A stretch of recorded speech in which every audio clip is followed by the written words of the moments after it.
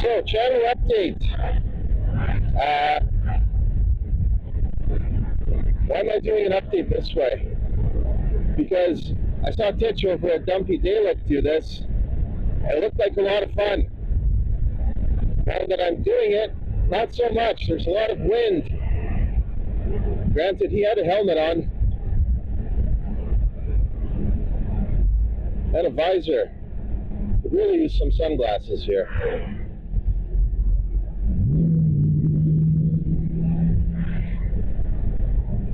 So I've had this channel for a number of years now. I started it because, well, there were a lot of really great astrophotography and astronomy channels around 2018, 2019. A lot of the channels that really made it big started out about then. And a lot of the motivation that I had was from watching those. Astro Backyard comes to mind. Trevor was hugely influential in me spending a lot of money.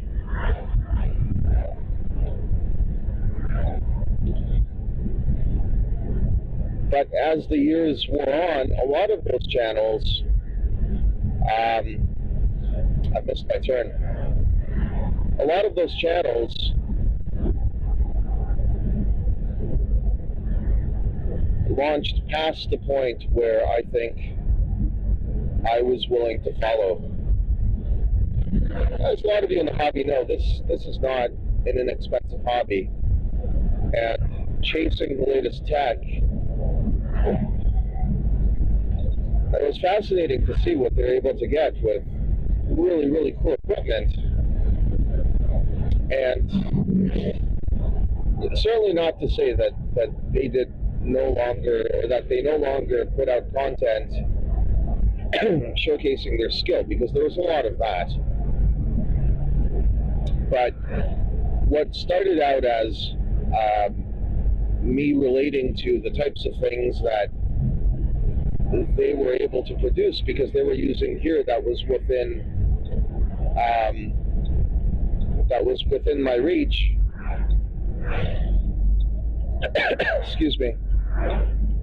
Eventually they got to the point where I knew there was no sensible way that I could spend that amount of money.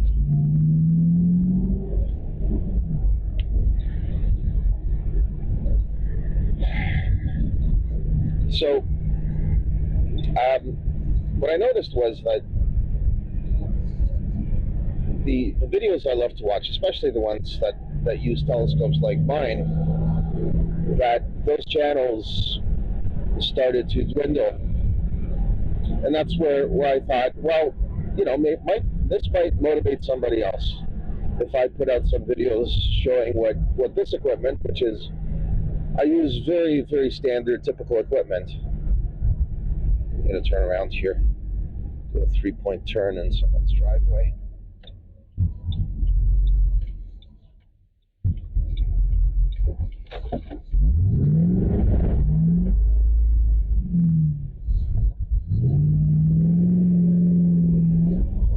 So, I figured, why not make a channel that I would have wanted to watch? So something that uses my equipment, or equipment that's accessible, that relies more on, you know, what can you actually see with the gear that you have? And that's what I did. And it was a slow start. By then, there had been any number of channels that already showed much better astrophotography than what I could get with a lot of the off-the-shelf common components within my price range. But there were enough people who were interested, you know, people like me who I think were also curious.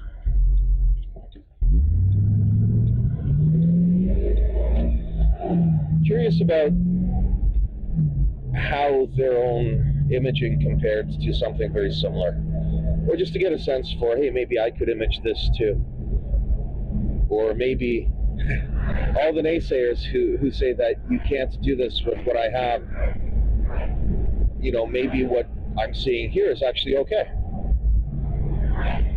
And that's what I've done for a couple of years now. I've done videos that interested me. That was kind of a mix of the art of the possible with what you have, and thrown in with some fun experimenting with things that you probably shouldn't do, but sometimes works out pretty interestingly. Works out in an interesting fashion, I guess. I like doing stuff like that. So here we are. I've noticed that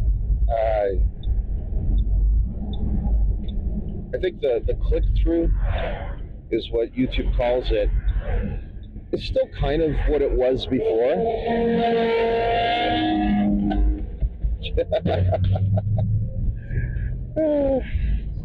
Sorry, tiny engine, big exhaust. So,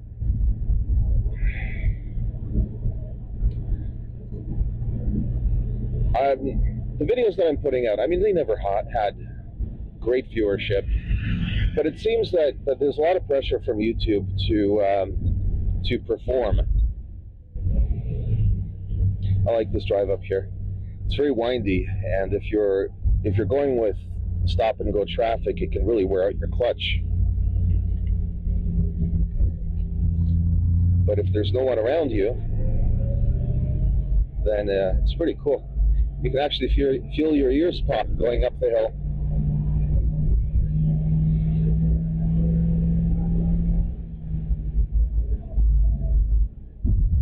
I don't know if the video is going to show just how vertical this is.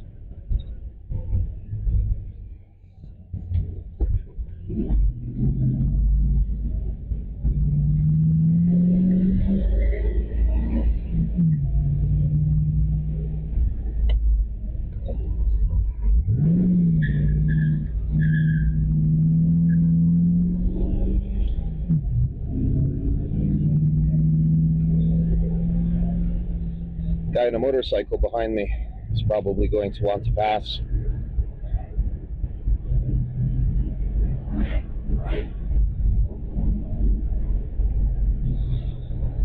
Yeah, so I guess what I'm trying to say is I'd love to continue doing this channel. It's a hobby, I've noticed. As much as I like astronomy, I do enjoy a bit of a creative outlet of doing these videos. I think it's letting me explore working with videos, with editing. It's a bit of I guess, art involved in it. And it seems like, there's at least a handful of people who regularly watch them, which is nice. So I'd like to keep doing them. But what I'd like to not do is descend into, well, I wouldn't descend into, or descend, I wouldn't do this for the sake of product reviews. Not trying to grow my channel. I think I would just really appreciate YouTube socializing it as much as perhaps it used to. And maybe this has to do with the saturation of just how many channels are out there doing something similar. Oh, there goes this guy. That's a nice bike.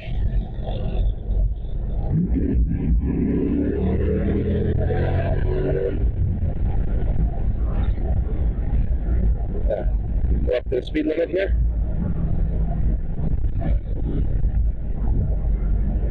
I think I was going a bit slow. So, I guess that's kind of it.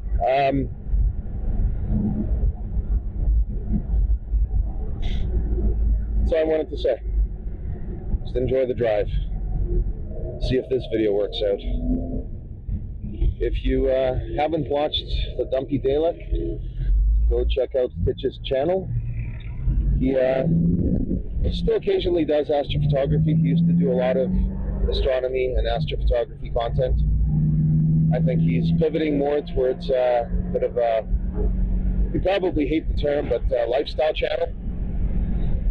Words of wisdom as he's riding around on his bike. So, pretty cool so far. And as far as myself, well, if you guys have any suggestions of what you'd like to see imaged with typical gear, let me know. I mean, I do these challenges where there's now a whole bunch of us who image targets. The last imaging challenge was planetary nebulas, or nebulae. That's going to be released soon. I'm just working on that video now. So you get to see how 5 or 6 different astrophotographers with gear that you might own, how we were able to image some planetary nebulae. This summer's challenge, I think I've got that settled too. Rob, great suggestion. Point your scope at a random spot in the sky and see what you get. We're going to couple that with Sharpless 227. So Sharpless 227 is an Ophiuchus.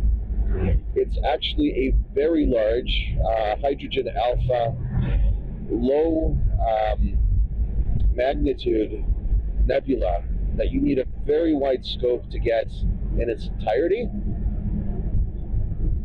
and or pick a spot within SH227 and see what you can image. Kind of a deep field type approach. There should be a couple of great opportunities there, and since it's an emission nebula around the star Zeta, let's say Zeta Reticuli, Zeta Ophiuchus, I think that's what it's called.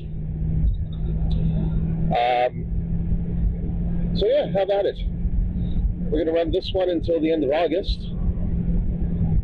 Pick a spot in a dark sky randomly and do some deep field imaging, see what that's like for you. See how much exposure you can get on a random spot in the sky and what you can see. And also SH227.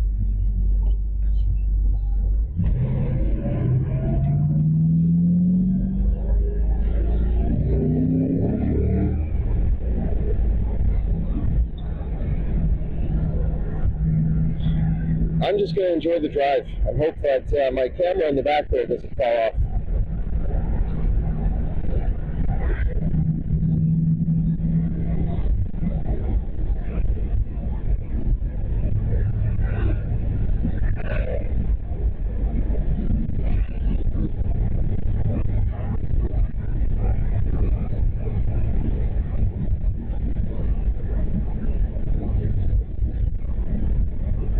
Should have brought a hat.